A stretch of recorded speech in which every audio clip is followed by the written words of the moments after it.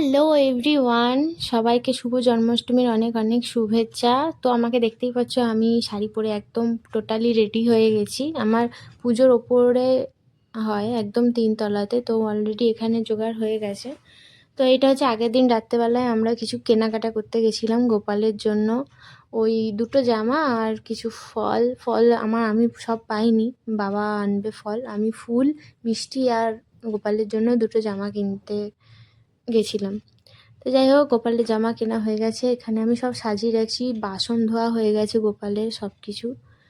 তো এই যে পরের দিন সকালবেলায় একদম রাধে রাধে ওয়েদার, খুব সুন্দর ওয়েদার ছিল, এত সুন্দর ওয়েদার আর একদম ঝলমলে রোদ ছিল। আমি তো ভেবেছিলাম সকাল থেকেই বৃষ্টি লেগে যাবে, তো সেটা হয়নি, খুব সুন্দর ওয়েদার ছিল। তো চলো এবার নিচে যাওয়া যাক। এইটা হচ্ছে আমাদের একদম নিচে। তো এখানে আমাদের নিচে যে ভাড়াটিয়া কাকিমা আছে, সে আমার সঙ্গে করছিল, আমার সঙ্গেই আর কি একটু হাতে হাতে এগিয়ে দিচ্ছিল সব কিছু। তো এই যে আমার লুচি প্রায় হয়ে এসছে, আর লুচি হয়ে গেলেই আমি ধরবো পায়েস। তো এই যে পায়েসও অলরেডি হয়ে এসছে, আমি পায়েস বসিয়ে দিয়ে একদম উপরে চলে গেছিলাম। আমি 3 তলা আর নিচ করছি, করছি, মানে আমার আজ যে কি অবস্থা আজকে এসে আমি জানি। তো পা আর হাত প্রচণ্ড ব্যথা হয়ে গেছে ওপর নিচ করতে করতে। দেন ডান, আমার রান্না কমপ্লিট। এবার আমি সব নিয়ে ওপরে চলে এসেছি। আর এই যে আমার গোপু সোনা, নতুন একটা জামা পরিয়েছি, আর এইটা হচ্ছে আমার ছোট্ট লক্ষ্মী সোনা। সব থেকে বড় ব্যাপার হচ্ছে আজকে এত জ্বালাচ্ছে আমাকে, এত জ্বালাচ্ছে মানে ধারণা করা যায় না। মানে কি বলবো, আমার একটা ফোনের ফ্লিপ কভার এসছে, সেই ফোনের ফ্লিপ কভারটা ওর চাই।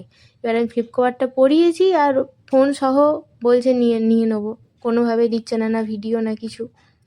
তো ওই নিয়ে প্রচণ্ড মানে মাথা ব্যথা আমার, কোনো শান্তিতে কিছু করতেই দিচ্ছে না, বকর বকর করছে। দেখো পাশটাতে পদ্ম ফুল ফোটাতে পারি না, প্রথমবার আমি ফার্স্ট টাইম পদ্ম ফুল ফোটাচ্ছি। আগেরটা তো একদম ভালো হয়নি, সেকেন্ড টাইমেরটা দেখো তবু ভালো হয়েছে। দেখো কীরকম করে আমার কাছে ফোনটা চাইছে, কিন্তু আমাকে দিচ্ছে না, কনসেন্ট্রেটই করতে দিচ্ছে না আমাকে, এত ডিস্টার্ব করছিল। এবার হাত জোর করে আমাকে বলবে, মা ফোনটা দাও, মা ফোনটা দাও, এত দুষ্টু হয়েছে মানে কি বলবো। আমি জানি যে আমি কি করে পুজোটা করেছি, মানে প্রথমবার নিজে হাতে সব কিছু করা, আমার বিয়ের পরে আমি প্রথমবার নিজে এভাবে জন্মাষ্টমী করলাম। আমি জন্মাষ্টমীর উপোস কখনোই করতাম না, রাই হওয়ার পরেই আমি জন্মাষ্টমীটা করি।